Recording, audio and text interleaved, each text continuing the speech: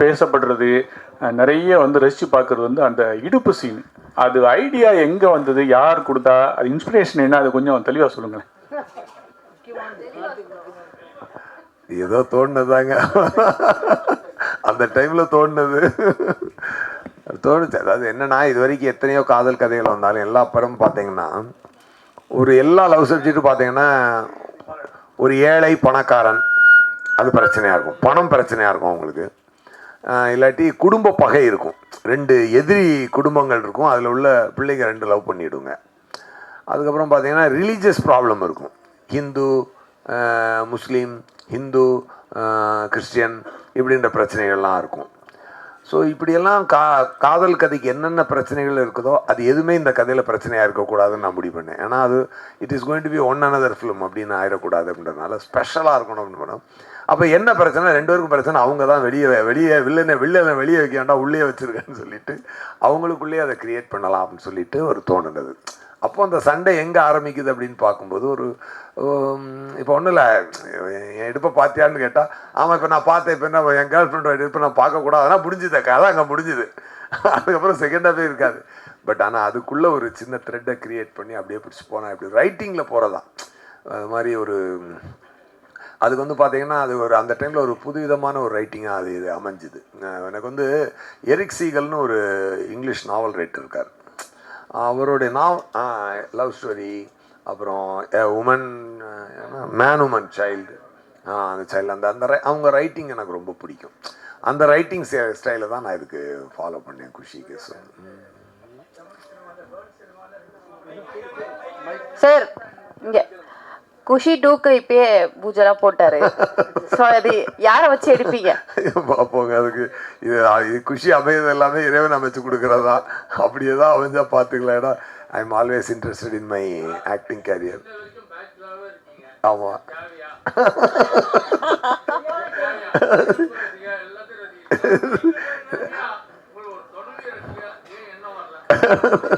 இல்லை நான் கொஞ்சம் ஃப்ரீ பேர்ட், நான் அப்படி ஃப்ரீயாகவே இருந்துடுறேன், விட்டுருக்கேன்.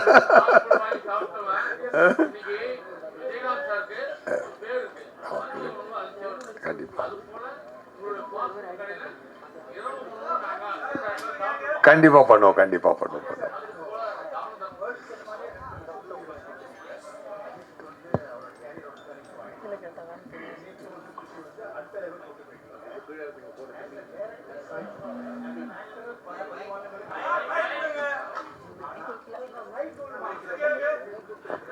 மைக் எங்க இருக்கு?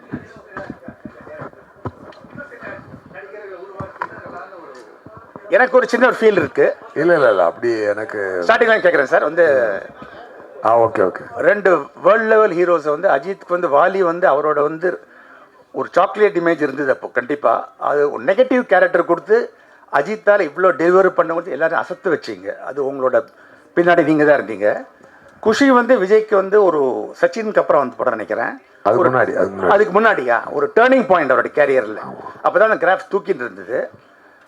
ஆஸ் அன் ஆக்டர் நீங்கள் பல வெற்றிகளை பார்த்துருக்க தமிழ் தெலுங்கில். ஆனால் ஒரு டைரக்டராக இன்னும் சில நடிகர்களை நீங்கள் உருவாக்கி இருக்கலாமோன்னு எனக்கு ஒரு சின்ன ஒரு ஆதங்கம் இருக்குது. நீங்கள் அந்த ஃபீலிங்கை ஷேர் பண்ணியிருக்கீங்களா? சொல்கிறேன். ஃபர்ஸ்ட் ஆஃப் ஆல் எனக்கு வாய்ப்பு கொடுத்ததான் அஜித் சார், நான் அவருக்கு கொடுக்கல, அவர் தான் எனக்கு வாய்ப்பு கொடுத்தாரு. தட் ஃபர்ஸ்ட் ஆஃப் ஆல் அதுதான் அதோடைய ட்ரூத். ஸோ நமக்கு வாய்ப்பு கொடுத்தவருக்கு நான் நல்லபடியாக எடுத்து கொடுத்தேன். அந்த ஒரு என்னுடைய வேலையை நான் சரிவர செய்தேன். நான் என்றைக்குமே நான் நடிகன் ஆகணும்னு தான் ஆசைப்பட்டேன். ஒரு ஸ்டார் ஹீரோவாகணும் அப்படின்னு தான் என்னோடய ஆசை. என்னுடைய ஆசைக்கு பார்த்தீங்கன்னா அப்போ அப்படி டச் பண்ணிவிட்டு அப்படி திருப்பி வந்துட்டேன். எனக்கு காலங்கள் சரியாக அமைஞ்சு வரலை. ஸோ நான் இயக்குனரானதே என்னை நடிகன் ஆக்குவதற்காகத்தான். ஸோ அதனால் எனக்கு இன்னும் நிறையா பேர் இயக்கியிருக்கலாமோ அப்படின்ற ரிக்ரெட் எனக்கு கொஞ்சம் கூட கிடையாது. பட் இப்போ என்னை அடுத்த கட்டத்துக்கு கொண்டு செல்வதற்காகத்தான் இப்போ இந்த கில்லர்ன்ற படத்தை நான் எடுத்துக்கிட்டு இருக்கேன்.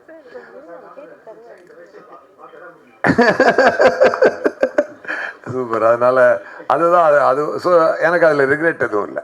ஸோ நான் கரெக்டாக என்னுடைய லைஃப்பை நான் பிளான் பண்ணி எப்படி போகிறேனோ அது கரெக்டாக போகுது. Thank you so much. Suriya sir இங்கே இந்த படத்தோட ஆடியோ லான்ச் அப்போ ஆல்பர்ட் நடந்தது. கரெக்ட். அஜித் சார் கலந்துட்டு வாழ்த்தினார். ஆமாம். அதே மாதிரி மறுபடியும் அஜித் சார் கலந்துட்டு வாழ்த்த வாய்ப்பு இருக்கா இனிமேல்? எங்க அஜித் சார் தான் பிடிக்கவே முடியாது. அவர் ஒரு தனி உலகத்துல வாழ்றாரு இல்லையா? அண்ணா எனக்கு இந்த குஷியில எனக்கு மெயின் குஷி நீங்க கல்யாணம் பண்ணிக்கணும்ன்ற ஆசை. அத பண்ணிக்கணும். பண்ணுவோம். ஏன்னா இடுப்பு அழக எல்லா அழகும் ரசிக்க தெரிஞ்சவங்க ஒரு மனைவியின் அழக ரசிக்க தெரியாதா? பண்ணுவோம் சார். இதுல விஜய்க்கு இளைய தளபதி போட்டிருக்கீங்க, சூர்யா மேடமுக்கு இளைய நிலான்னு போட்டிருக்கீங்க பட்டம். அது யார் கொடுத்தது? இல்லை, நானாக தான் கொடுத்தேன். அது ஒன்றும், அதாவது என்ன அப்படின்னா, ஒரு மூன் என்பது ஒரு ஒரு ஒரு ஒரு ஒரு அழகான ஒரு விஷயம். நம்ம எல்லாருக்குமே ஒரு கூலாக இருக்கும் இல்லையா? மூன் என்பது ஒரு ஒரு ஒரு ஒரு ஸ்வீட்டான ஒரு விஷயம். அந்த அதனுடைய ஒளியை வந்து நம்ம வந்து ஒரு அருமையான ஒரு வார்ம்த் கொடுக்கக்கூடிய ஒரு ஒளி. ஸோ அது வந்து ஒரு நியூ ஆக்டராக அவங்க இன்ட்ரடியூஸ் ஆகும் பொழுது அவங்களுக்கு அப்படி ஒரு பேர் கொடுக்கலான்னு எனக்கு தோணுச்சு. படத்தில் அதே போல் ஓப்பனிங் ஷாட்டே வந்து கிளைமேக்ஸை காமிட்டிருப்பீங்க. ஆமாம், பழைய படங்கள் சில படங்களை காட்டியிருப்பாங்க. ஆனால் இது தைரியமாக கிளைமேக்ஸையே ஓப்பன் பண்ணுறேன் அப்படின்னு வச்சது அவர் ப்ரொடியூசர் ஏதாவது சொன்னாரா? இல்லை, என்னென்னா சார் எப்பொழுதுமே சப்போர்ட்டு தான். அவர் வந்து ஏன்னா ஒரு விஷயம் நல்லா இருக்கும்பொழுது அவருக்கு வந்து அவர் எதிர்த்து சொல்ல போகிறது இல்லைல்ல. நல்லா இருக்கிறதுக்கு வந்து சப்போர்ட்டாக நல்ல நல்ல விஷயம் சப்போர்ட்டாக கொண்டு வர வழியே அதை எதிர்த்து அவர் சொல்ல போகிறது இல்லை. இப்போ என்னன்னா, நான் நேரேட் பண்ணும்போது உங்களுக்கு படமே அப்படியே படம் பார்க்குற மாதிரியே சொல்லிவிடுவேன் கதை. அதனால் அவங்களுக்கு வந்து அந்த டவுட் வராது. இப்போது தமிழ் சினிமாவில் பார்த்தீங்கன்னா நிறைய படங்கள் தேக்கத்தில் நிற்குது அப்படின்னு சொல்லியிருக்காங்க. பல பேர் வந்து அழுகிறதுலாம் உங்களுக்கு கேட்கும் அந்த குரல்லாம். பட் ஆனால் இந்த படங்கள் ரீரிலீஸ் வரும்பொழுது தேட்டர்கள் ஃபுல்லாகிடுது. அப்படி இருக்கும்போது எங்கள் படம்லாம் வரமாட்டுது, ஏன் இதை நீங்கள் ஸ்டாப் பண்ண மாட்டீங்க? நிறைய பேர் குரல் கொடுக்குறாங்க.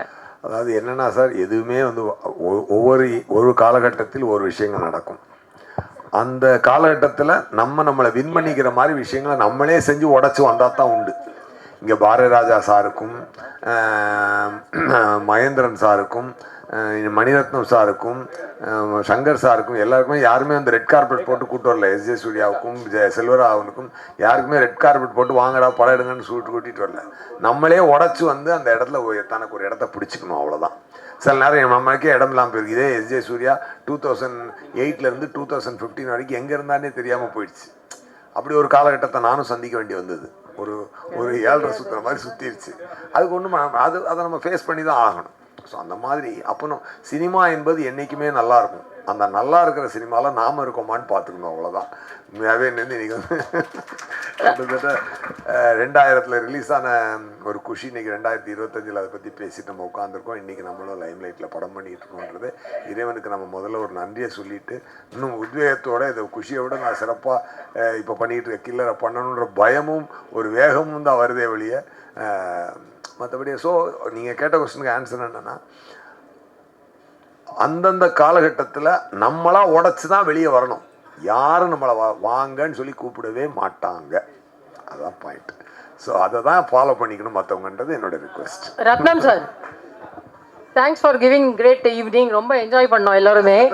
சூப்பர் மேடம், எப்படி இருக்கீங்க? நல்லா இருக்கீங்களா? சூப்பரா இருக்கேன் சூர்யா. அண்ட் ஃபேமிலி ஷோ போடுங்க மீடியாக்கு. அதான் எவ்ரிபடி ஷுட் என்ஜாய். நோ த ஃபேமிலியோட வந்து என்ஜாய் பண்ணி இன்னும் கத்துவோம், கூத்தடிப்போம் எல்லாருமே. சரி, சவுண்ட் இந்த பக்கம் அதிகமா வந்துச்சா அந்த பக்கம் அதிகமா வந்துச்சா சொல்லுங்க. சவுண்ட் எந்த பக்கம்? அதான் எனக்கு ஆச்சரியமா இருந்தது. இதுல லேடிஸ் வந்து கட்டுப்பட ஒன்ஸ் கேட்குறாங்க. அப்போ ஆடியன்ஸ் இது வரைக்கும் கில்லியில் பார்த்தீங்கன்னா எல்லாம் மாஸ் சாங்ஸு. சமீபத்தில் ஒரு டென்டல் டாக்டர் மீட் பண்ணுவாங்க. அவர் வந்து கில்லி ரிலீஸ் ஆகும்போது அவர் படமே பார்க்கல என் தியேட்டரில். ஒரு டாக்டர், சார் ரீரிலீஸ் 5 வாட்டி பார்த்தேன் சார். ஒரு டாக்டர் வந்து 5 வாட்டி பார்த்தோன்னே எனக்கு மகிழ்ச்சியாக இருந்தது. இப்போ சார் கேட்டார்ல ரீரிலீஸ் திருப்பான்னு. இப்போது அந்த லெவலுக்கு ஒரு ஸ்டாண்டர்டாக படம் எடுத்தது. எல்லா படம் ரீரிலீஸ் எல்லாம் ஓடும்னு தெரியாது. அந்த படங்கள் வந்து திருப்பி இன்றைக்கும் ரசிக்கிற மாதிரி இருந்தால் தான் அவங்க வருவாங்க. இல்லைன்னா அவங்க டைம் வேஸ்ட் பண்ண மாட்டாங்க. நேச்சுரல் அப்படி தான், பணம் வேஸ்ட் பண்ண மாட்டாங்க, டைம் வேஸ்ட் பண்ண மாட்டாங்க. கண்டிப்பாக இந்த படம் நீங்கள் ரசித்த மாதிரி பெரிய வெற்றின்னு எதிர்பார்க்குறோம். சக்தி சார், உங்களுக்கு தான் ஒரே ஒரு கேள்வி. அதான் சொன்னேனே, அது இறைவனை அமைச்சு கொடுக்கட்டும். சார் சக்தி சார், நீங்கள் வந்து பல புது படங்களையும் ரிலீஸ் பண்ணினே இருக்கீங்க. இப்போ சமீப காலமாக பார்த்தீங்கன்னா ரீரிலீஸும் பண்ணிட்டு இருக்கீங்க. ஒரு பிஸ்னஸ் வைஸில் நீங்கள் பார்க்கும்போது உங்களுக்கு வந்து ப்ராஃபிட் கொடுக்கறது வந்து புதுசாக ரிலீஸ் ஆகக்கூடிய படங்களா இல்லை இந்த மாதிரி ரீரிலீஸ் படமா? ஏன்னா தொடர்ந்து நீங்கள் வந்து ரீரிலீஸ் இப்போ பண்ணிட்டு இருக்கீங்க சார். வெற்றி படங்கள் எல்லாமே வந்து ப்ராஃபிட்டான படங்கள் தான் சார். நாங்கள் வந்து உங்களுக்கு கம்பேரிட்டிவாக நான் கேட்குறேன் சார். எதுக்கு கேட்குறேன்னா பிஸ்னஸ் எப்படி இருக்குன்றது. ஏன்னா ஸ்டாண்டர்ட் ஆஃப் த